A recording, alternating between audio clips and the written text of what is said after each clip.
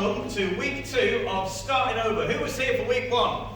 I'll assume people are putting their hands up because I can't see a thing up here. Anyway, right, so thank you for coming, guys.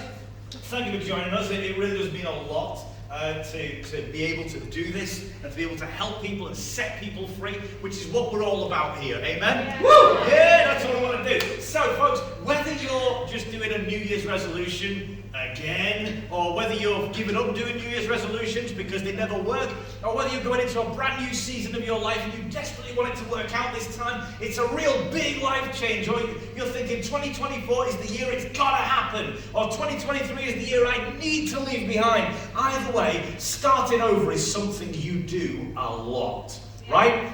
And it's something we do a lot, and it's something we kind of get wrong a lot as well.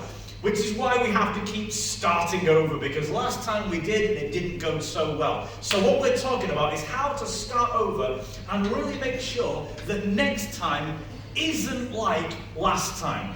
So make sure that the next time you go into a better relationship or a better job or a better phase of your life or live in a better area or buy a better house or whatever it is, that you don't just end up back at square one facing the same difficulties again. Now, I said that I'm going to show you 3 keys that you can use to unlock that future. 3 things that you can do to open a door in your life that God can work through so that He's blessing you through what you do, not in spite of what you do. Right? Because sometimes we kind of make His life hard. Right? Sometimes we're like, really? I'm just the brakes. I'm just no.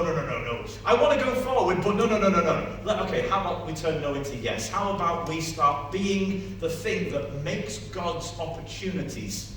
What do you reckon? What about if we start being the thing where we open the doors that God can work through? And I'm going to give you 3 keys how to do exactly that. And we start this week. But let's start with last week. Because we talked about the 3 myths, the 3 things that make sure you stay where you are and you will never benefit from anything I'm about to tell you. So unless you get your head around the 3 myths that hinder you, nothing that comes next will mean anything. You'll think, well, that's great in theory, but I won't listen. Who remembers what those myths were? Come on! I feel so great right now. This is wonderful. Sarah's frantically checking her notes. Yes. Okay, there you go. It happened once, it won't happen again, right? Because we just assume. We don't say it won't happen again because it won't happen again because I learned that time. No, we just assume that we're just not that unlucky, right? And what we think is, well, it happened once, it won't happen a second time. Oh wait, it did happen a second time. Well, it won't happen a third time. Wait, hang on, no, that happened. Well, it won't happen a 4th time. It will. If nothing changes, it absolutely will happen again. Let me repeat. Dan, what's 2 plus 2? 4. There you go. Sarah, what's 2 plus 2? 4. Okay, what's 2 plus 2? 4. How many times do I have to ask the same question before I get a different answer? It won't change. If you go through the same process, you'll get the same result. Myth. You'll think it won't happen again just because it happened before, but that's a load of nonsense. And why do you think that? Well, you think because I know better now, so then I'll do better. And it's not as if you will make exactly the same mistake you made before and then end up going, I know. Yes, you do, but you did it anyway because you didn't pay attention to what you know. Yeah. It's a myth. So why don't we take the time to look at what we know and learn from it? To look at what happened once to make sure it won't happen again. Why don't we do that? Because we don't want to spend time. Because we're convinced that time is against me. And that's the big lie that keeps you where you are. Because it stops you from learning and from growing and from healing. Because you always think, I don't have time to do that because I should have that by now. Everyone else my age is married. Everyone else my age has 2 cars in the drive and goes on 2 holidays every year. That's what I'm supposed to have by now. TikTok, why haven't I achieved it yet? And you don't give yourself time to grow from what happened before you make it happen again. Time is not against you. It's for you. Time is not your enemy. It's your best friend. If only you will learn and do what God does and practice the pause. God rests. God pauses. God takes His time. Take the hint. Do what God does. And in that time, in that pause, that's when you can use these 3 keys that I'm about to give you. That pause is so important because that's when you can come to terms with the hurt, with the anger, with the regret, with the bitterness, with all the things that are going to grab hold of your steering wheel from the back seat and move you into a place you didn't want to be in because you've left them in the back seat because you didn't deal with them. However, you can if you take time. And if you give God time to work through you and to shape you and to mold you. So without any further ado, let's get right into the first key. Are you ready? Yep. This is it, guys. Okay, do like Sarah, get writing notes. This is the note-taking one. This is practical, but it ain't going to be easy, but you'll be glad of it. Okay, so here we go. Key number 1. Everybody say these words after me. Okay, in fact, no, say them with me. We're better than that, okay? On the count of 3, say this. 1, 2, 3, you gotta... Well, then the clicker didn't work, so you just said it again. So there you go. You gotta own it. Let's say it again. 1, 2, 3, own it. Now then, some of you are like, what does that mean? And others of you can recognize what that means, and you're going, oh, really? Do I have to? Yeah, okay, listen, okay. Right. Hands up if you've got your Bible with you. Right, all 3 of you. Right, okay. Phones don't count, they are of the devil. No, I'm joking, right, okay. Right, so if you've got your phone, get it out. Come on, time to get your Bibles out, get your scriptures out. We're going to have a look at this, okay? If you've got a Bible on your phone or on paper, hold it in the air, hold it in the air, hold it in the air. Elizabeth, hold it in the air, hold it in the air. Right, and now I want you to point to anyone who's not holding it in the air and go, heathen, you're going to hell, all the way down to the basement. No, I'm joking. Right, okay. Right, okay. Have a look at the contents. If you don't have a Bible of any sort, just Google, NIV contents. It's cool. Okay, just have a look at that. Because you can see a pattern here, I reckon. If you look at just the contents in the Bible, all the books, there you go, from Genesis through to Revelation. If I was to ask you a question, how many prophets do you see in the Old Testament? Well, you might wonder, well, which one's a prophet? Pretty much anything after Psalm that's named after a person is a prophet. Okay, so you see all them? You got Daniel, and you've got Habakkuk, and you've got Malachi, and all those guys right here. So these are people who are prophets. And there's a whole bunch more in there that are not named, the book isn't named after them, like Deuteronomy, that's a whole bunch of prophecy. Now, what you're seeing there is a ton of people who, one after another, said, Israel, you're going the wrong way. Behave. If you carry on going this way, this is going to happen and you won't like it. But if you turn around, something else will happen and you will like it. There you go. I'm just shortcutting the whole of the Old Testament for you there. Right? And so much of it is just that. God's counting to 3 and he said 2.5. You better start acting right. That's what they're saying throughout the whole of it. You look at it and you're like, oh, well, isn't God just such a buzzkill? Why is God always so negative on them? Why is he beating them up all the time? Why is he just pointing out everything that they're doing wrong? It's like the picture I've got of God of being like an old dude sitting on a cloud and he just whacks you with a stick every time you do something wrong. Is that what I'm describing there? No.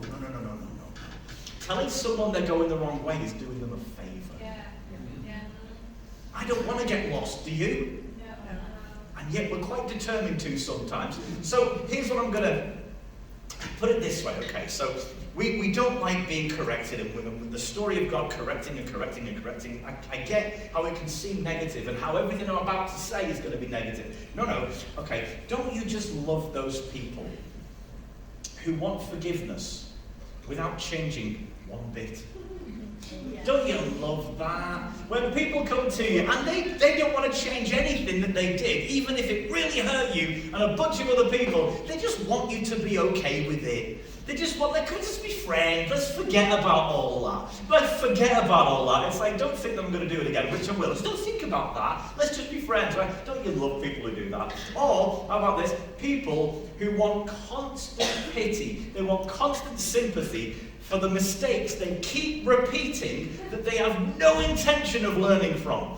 Don't you love that? Like, you've given them advice and they've not taken it and come back with exactly the same problem. So you've given them advice again and they come back again and you give it them in slightly different way. You keep simpling it down. You're like, should I use glove puppets? What do I need to do? They're not interested in changing. They're not interested in fixing anything. They just want to give you another invite to the pity party. Yeah. Feel sorry for me. What have you done? The same thing again. After a while, you're just like, do I need to go to this? No, you don't. I mean, right, folks, we want to be free of the consequences of what we do. But that either means that everything you do is without consequence, which sounds great until you think that might apply to other people and what they do to you. Or you just want God to override your free will so that you can't make any mistakes. I don't think either of those options sounds appealing, right? So here's what you've got to do. You've got to have some free will. You've got to do what you do whatever you want to do. God has given you that free will. But when it goes wrong, when things aren't absolutely perfect, you've got to learn the lesson that Israel refused to for 1,000 years of being warned, and you have got to own your part. How's that sound? Are we there? Because this is gonna get uncomfortable. Because I got a revelation for you. Are you ready? The only common denominator in every bad chapter of your life is you. Sounds like bad news, but it's not. Because that means the one thing that's present in more of your bad chapters than everything else is entirely in your control. You can't control what other people do, but that's okay, because other people are only able to affect bits of your life. You are, and you alone are in control of you, and you're in every bit of your life. Isn't that great? It puts you in the driving seat. I don't know about you, but I'm pretty happy about that. So let's break it down a little, because if you look at every bad season of your life, everything that you've been through, you're like, I want to turn it around, I want to do things differently, I want next time to be better. In all of those, you can break it all down into stuff that they did and stuff that you did. Am I going too fast so far? So in every chapter of your life, everything was either done by you or someone else. I don't think I've missed anyone else out there, have I? There's no other possibilities. Right, okay. Now here's the thing, right? We're really good at focusing on things that other people did, unless we have a downer on ourselves, and then we'll blame ourselves for everything, no matter what anyone else did, right? But here's the thing, and this is a positive statement. Dealing with both, what they did and what you did, dealing with both is about you. And overcoming both is about you. You're in the driver's seat of all of it. And I want to show you how. But it's really important to understand the two roles that you do play and the one role that you should. There's a difference between being a judge and being a jury. You see, a judge's job is to pass sentence.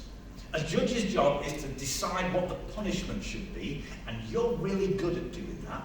You're really good at saying, I'm an idiot, I hate myself, I deserve this. You're good at doing that, at passing judgment. That's not your job. You're really good at saying, oh, that person's horrible, what they did to me, I'll never forgive them, and I'm going to tell all my friends not to trust them. Yeah, that's passing sentence. That's not your job. That's what the judge does, and you're not the judge. But you are the jury. You're the one who gets to sit and look at the facts and decide, okay, this is what happened. I'm just going to get to the truth of the matter and say what happened. That's it. There's no judgment in that. You've got to be an honest jury in your own story. Because it's only then that you can do something really important and you can forget the mistake and learn the lesson. Doesn't that sound good? Wouldn't you love to be able to do that? To let go of the baggage but keep all of the benefit. Wouldn't that be great? I take the lesson with me, but I leave the mistake in the past. Great, that's good. But first, you've got to acknowledge the mistake to learn the lesson. You can't learn from something that you ignore, that you refuse to see exists. So if you want to learn the lesson, you've got to acknowledge the mistake. This is not, I'm an idiot, I did a stupid thing. It's as simple as saying, I went left, I should have gone right. Next time I'll go right. That's it. Recognition, learning, done. It's as easy as that. Sound good? Yeah. Because, and I just, in case I haven't already gotten there so far, I want to just kind of, let's make sure we're on the same page. So just shuffle forward in your seat, okay? Come on, and just lean in, okay? So lean in, okay? So we need to just discuss something. It might be difficult, okay? And it's a revelation, I know, but just go with me, okay? The truth is, you're not perfect. No. It's hard, isn't it? Admit it, it's okay, you can get it out there, it's alright, you can say it, admit it, you're not perfect. And here's the thing, your past moments have your fingerprints on them, including the stuff that other people did to you. That's hard, isn't it? That's a hard one to think on. But the thing is, this is not the blame game. We need to be better than that. We need to get past that. We need to understand the difference between condemnation and conviction. The two are not the same thing. This is judge versus jury. Conviction is simple. This is what happened. Here's the truth. Present the truth. That's it. Condemnation is you must pay. And you put that on yourself all the time. And you put it on others all the time. Understand the difference. Condemnation is not your job. If I can put it in different language, blame versus ownership. Now it might sound, and this is kind of the point of today, is to clarify this. It might sound like these are the same thing. These are just different words for the same thing. But no. They're completely opposite. They couldn't be more different. And when you take the blame out of the conversation, when you take the blame out of your review of what went wrong, you lower the temperature. You lower the emotion. You give yourself the time and the space to be able to really deal with this by really finding what was the real culprit. What caused me to end up in a place I never want to end up in again. You can only do that when you take the emotion out, and you can only take the emotion out when you own it and leave the blame game behind. But this is just my opinion, and what do I know? Did you come here for my opinion? No! Did you? Thank you. My biggest fan at the back of the room then. You didn't come here to say, it is my opinion. You didn't come here to hear me say, it is logical. You didn't come here to hear me say, it is what the world would accept. No. What have we come here to hear? It is written! My wife said it with me, thank you very much, I love that. So we're going to go look at some scripture. We all good? Right, so here we go. We're going to go back in time, alright? We're going to go way back in time, and Dan knows what's coming, okay? But you can't go back in time without the Scooby-Doo wibbly-wobbly sound, okay? So we're all going to go, and we're all going to go back in time like a magic time machine. You ready to do that? You ready? Okay, on the count of 3, let's go. 1, 2, 3, go! And we've arrived. Oh, look, we're in the Garden of Eden. Oh, it's magical. Oh, and look, it's the 2 stupidest people to ever exist. Look at that.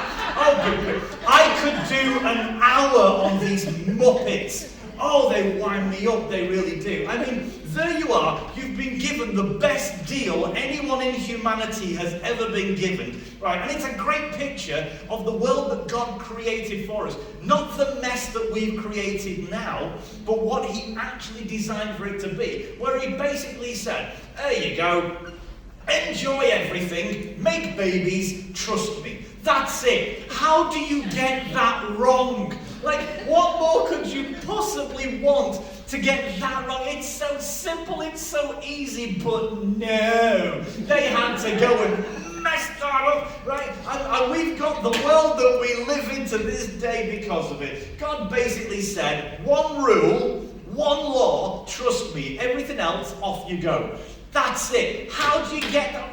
Right, and I don't even get it, because, there you go. God's given them, all the food you can possibly eat. Everywhere you look, it's all the food. The all-day naked women, and you don't have to wear pants, and the animals talk. What could be better than this? It's like an X-rated Dr. Dolittle, and they brought snacks. What more could you want in life? Right? And I went on, and I was like, you've got to be the stupidest man, because not only did you get that wrong, but why did you get it wrong? Good grief, he's there, surrounded by fruit and vegetable of every kind of veg and fruit you could possibly eat. It's like a vegan Shangri-La that he's living in the middle of. And what does she tempt him with? More fruit!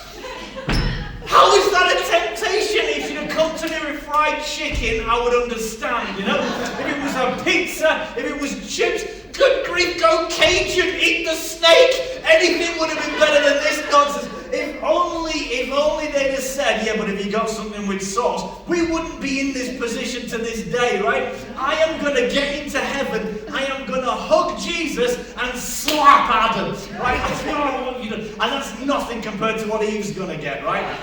Good grief. Ladies, all the period pain you've ever had, all the pain of childbirth and all of that, right? I can imagine, I'm going to get there and oh, Eve, hi, oh yes, I've just arrived in heaven. It's very nice, it's very nice. My wife would like a word with you. And I'm getting out the way of that cat fight. Thank you very much. Off I go. I'll go and talk with John the Baptist or something. I don't know.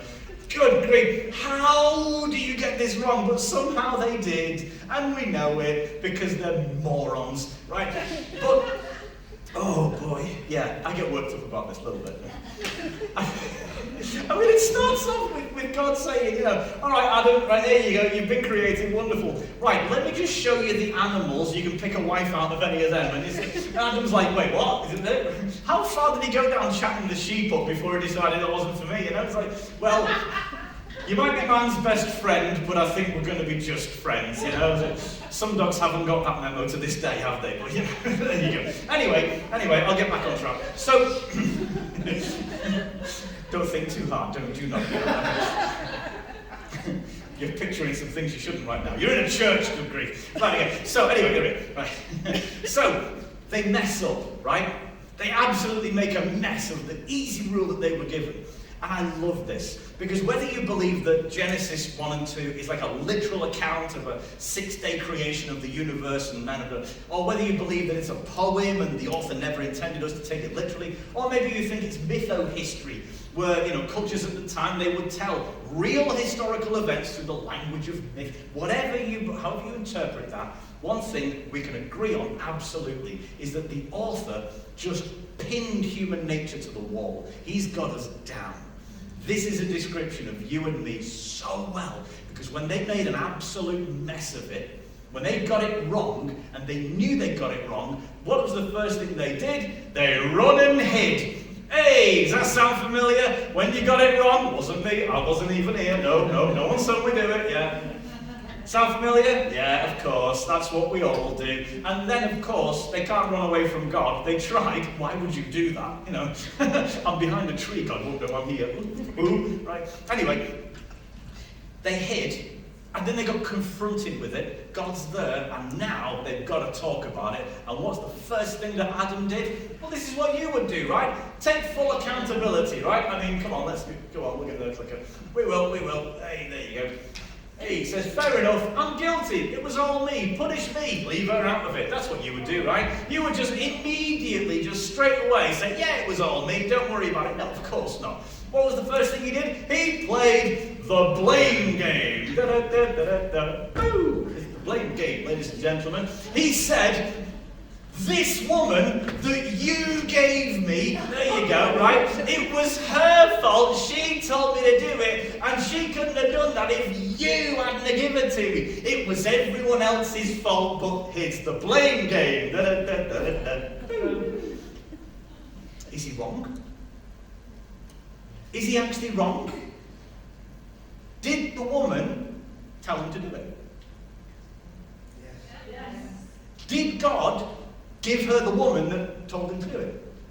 Yes. He's right. See, the blame game is deceptively clever.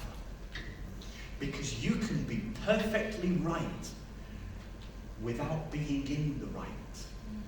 Ooh. You can get it all right and yet be in the wrong. Because it's not who you can point the finger at, it's who are you not pointing the finger at. You see, what he's doing there, he's highlighting the part that everybody else played, which they did. He's just quietly ignoring the part that he played. If Eve had said, here's an apple, and he'd have said, nope, no problem. He played his part, but he took the focus off the part he played by blaming everyone else. Do you see? And in case we think that Eve gets a pass from this, no, she did exactly the same thing. The snake deceived me. The snake made me do it. She's playing exactly the same game. Yes, she's right. The snake absolutely did do it. But the snake only told her. Only deceived her. She made the choice to do what she did. You see, both of them are playing the blame game. They're just not owning their part. Do you see? Are you seeing it? Blame and ownership are entirely different. And by the way, just before I move on from this, it's too good not to. Have you ever done something really bad that you go on to regret and you think that was the wrong thing to do and you did it because a snake convinced you to? We've all got a few snakes around us sometimes. Yeah. There's something in that, but that's a message for another day. But here's the thing. Blame points. Ownership accepts. Blame is about pointing the finger, and you can point the finger at yourself, but that doesn't mean it's accurate. Blame is about saying, focus over here, ignore that bit. That's blame. And here's the truth, folks. You absolutely can blame your way into a future. You can do that. I guarantee you know some people who've done that entirely. Their whole world is built on blame. There's all kinds of broken relationships that they have, people who they haven't spoken to for years, people they're angry at, and it's like they're collecting people to hate. Right? All the people in their life that have just broken this relationship and that relationship, and they can't go to that part of town because that person might see them. They can't go into that shop because they ripped off her mum's aunt and auntie or something like that once 100 years ago, so she'll never shop there again. You find lots of people, and they've blamed their way into the life they have, and it's a very restricted and lonely life. They've built a wall out of bricks made of blame. You can blame your way into a future. It's entirely possible, but you cannot blame your way into a better future. That won't happen. That is a bad foundation to build on, because blame puts the focus where it's comfortable, which lets the real culprit go free. I blame you for not turning your phone on silent. How very dirty. It's okay. Can I answer the phone? Is that? Because I've done that before. That's all right. Don't worry about it. We forgive you. We're in the forgiving business. Lovely. Right, okay. Here's the thing, folks. Ignoring your past sneaks issues into your future. Ignoring the off button. They're going to ring back. I guarantee. There you go. Hey! We'll try it again with the clicker working this time. That's all right. Ignoring your past sneaks issues into your future. And so the things that cause past issues absolutely will cause regrets in the future because you ignored them and allowed them to step with you into that new season. Because you pointed the blame everywhere where it was comfortable to point it, and you left that alone, and it snuck in like an unwanted passenger. So how do you get past that? Let's talk about how to start over, which maybe you want to do that right now, or maybe you're thinking of doing it in the future, but either way, you're going to have to start over in a big way at some point in your life. So here's how to start over the right way, without the blame, and dealing with the real culprit that caused the problem that you need to start over from. Are you ready? Are you ready? If you've got some paper with you, you're in luck, because I want you to try doing this, okay? Here's what you're going to do. You draw a pie chart. Hooray! You can fix anything with a pie chart, can't you, Daniel? Lovely, moving on. Right. Right, so you do a pie chart, okay? Now, if you've not got paper, that's okay. Go home and do this. Trust me, do this. Try this as an exercise. This is going to be so cathartic and so therapeutic for you. You do a pie chart. You just draw one line down the middle. And on one side, you write down the stuff. Oh, I've gone the wrong way. There we go. Right. On one side, you write down the stuff that they did. And on the other, you write the stuff that you did. Sound good? Yeah. Okay. Right, now my clicker's died, so Ariel, could you just move it on a slide for me, please? Thank you. Right, so you write down the stuff that they did and the stuff that you did. Now then, it's really easy to focus on the stuff that they did. That's super easy. We're really good at doing that, right? We're good at collecting our stories of all the things that other people did, right? But here's the thing.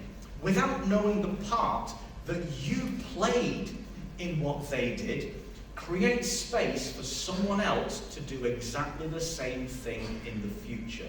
Sound familiar? Well, how about this? Do you know someone who keeps on dating losers? Do you know someone who keeps on dating cheaters? Like every boyfriend cheats on them. I've just assumed it's a girl. I don't know why. Anyway. You know, and like every boyfriend cheats on them. Sooner or later, you've got to ask, why am I choosing people like this? Because at the end of the day, it was your choice to let that person into your life. Do you see? Even the things that other people do to you, you played a part in allowing that to happen, in giving it space to happen, in giving it motivation to happen.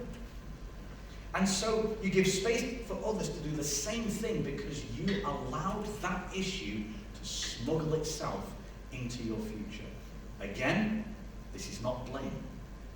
This is ownership. I'm not being a judge. I'm not judging. I'm saying be a jury. Just be honest. Just say, I went left. I should have gone right. Next time I'll go right. I made that choice. I won't make that choice again. I'll make a different choice in the future. Do you see? Acknowledge the mistake. Learn the lesson. Let go. And that's how you get peace. Simple, right? But it starts with acknowledgement. So please don't think that I'm judging or I'm bashing you. I'm really not. When you make that list of stuff they did and stuff you did, and then you say, of all the things that they did, here's how I gave them permission. What you'll find is that the list ends up looking, can we go to the next slide, Ariel, please, thanks. Right. You'll find that the list ends up looking something like this. It's mostly stuff for you to deal with, which sounds really bad, and you're like, oh no, I've got a load of stuff to look at. I'm a mess, I need to go see a therapist. No, that's not it.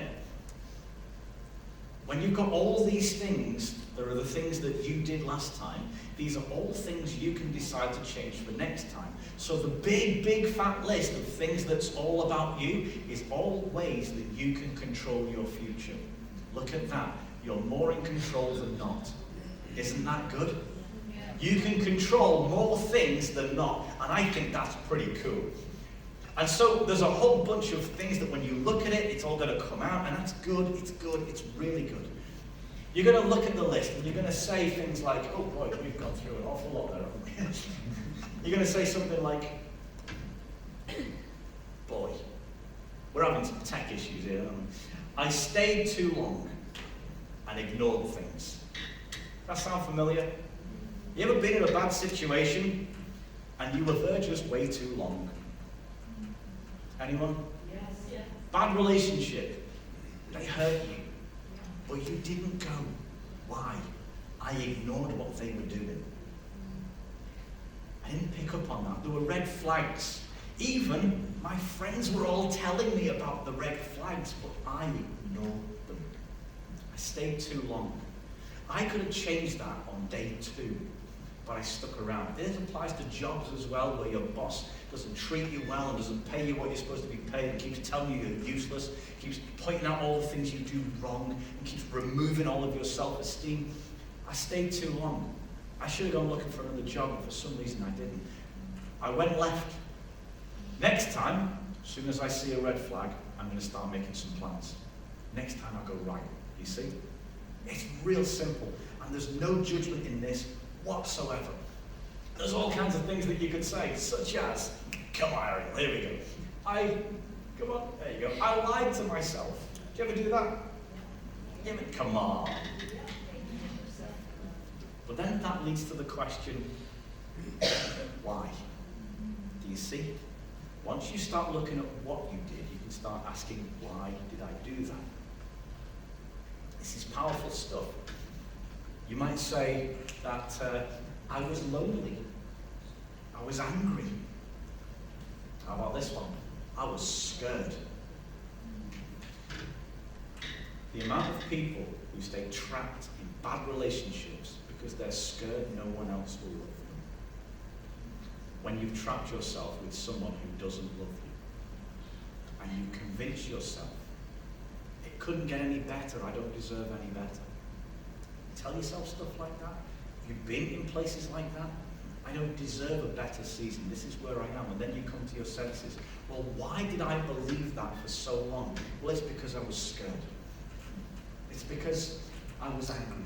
It's because I was lonely. But it never works out, does it? It's because I was jealous. All you got to do is you do your pie chart and you say, this is what they did. This is what I did. And this is why I let them do that. This is why I didn't change it sooner. This is why I allowed myself to be treated that way. Just honesty. No blame game. There is no blame in this. You're not the judge. You're not beating yourself up. You're just looking for the truth. And when you found the truth, you say, and I'm ready to own that. And at that moment, you remove its power. At that moment, you're ditching the regret. This is not blame. This is ownership. Ownership acceptance. And what you'll find is when you name that culprit, when you name that motivation, when you name that thing that's been pushing your buttons, and you say, I'm ready to own that I did that, you break its power over you. Because now it's not hiding in your mind, causing regret, causing you to beat yourself up, causing you to be bitter, causing you to be angry at yourself in a way that you can't resolve because you don't even know what you're angry or bitter about because you wouldn't acknowledge it. Do you see? There's so much power in ownership. Owning it is taking the blame out of the story. It's creating clarity. It's creating space to heal, to evaluate, to learn, and to grow. Let me tell you something. There is no peace in blame. And you know this because you know people who are full of blame and have no peace. There is no peace in blame, but there is no peace without ownership. It doesn't happen.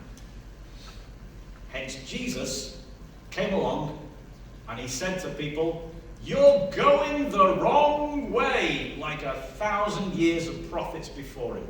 He made a point of starting his ministry by getting out there and using the word repent, which doesn't mean feel bad. It doesn't mean feel guilty. It doesn't mean say sorry. It says turn around and go back the other way. You've got to recognize a bad direction before you'll change direction. Are you hearing me? So let's just make sure we understand that ownership is not blame. Let's make sure we understand that conviction is not judgment. And it's only when you understand that and you're able to take ownership, well, then you're able to acknowledge the mistake and learn the lesson. And when you're ready to learn the lesson, then you can make peace with what happened. Then you're at peace. Then it has no hold over you. And then you're truly ready to hear 3 very special words. God forgives you. Jesus made a point of saying, turn around, you're going the wrong way. But he made a career out of telling people, you're forgiven. He forgave them, and he told them, "You're forgiven." Because God's always eager to forgive you. Are you? Because that's the problem, isn't it? It's not God forgiving you, it's you forgiving you. And you know how you start to get yourself on a path to forgiving yourself? By owning it.